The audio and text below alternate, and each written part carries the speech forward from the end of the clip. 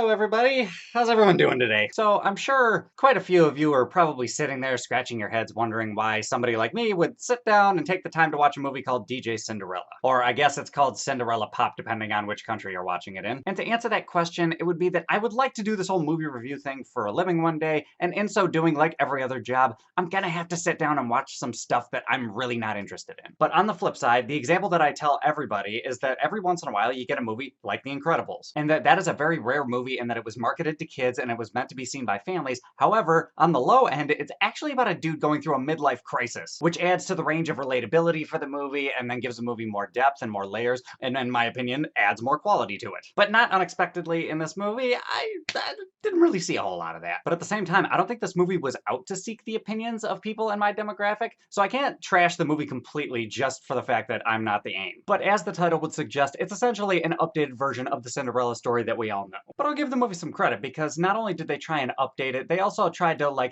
kind of warp the mythos a little bit. For example, in this one, the mom and dad of Cinderella are actually still alive and they're very much a part of the story. Whereas in the old one, you only know of the evil stepmother and her evil stepsisters, and that's it. And they made the movie significantly less fantastical, and they tried to rely a little bit more on the music aspect of it. So essentially, most of the core concepts are there, but the movie actually, I gotta give it some credit. It really did try to make it its own kind of thing. But it's a little hard for me to recommend this movie to anybody because it's also in Portuguese and some of the dialogue is really fast. So if you're, say, a child who can't read all that well and you're trying to keep up with the story, it's a little bit difficult. Which is not the movie's fault, but I mean, unless you speak very fluent Portuguese, I don't know who the movie's for. Because at the same time, the movie is also very cartoonish just in nature, whether it's with the acting or just the way the story unfolds in general. But yeah, I don't know. It's kind of a weird experience watching this movie. But for all intents and purposes, it's not a horrible movie. It's not the worst thing I've seen, but I just kind of don't know who it's for. So I guess it just kind of exists. So that being said, for a score out of 10, I think I'm just going to give it a neutral 5.0 out of 10. I don't know who exactly is going to stumble upon or discover this movie and enjoy it, but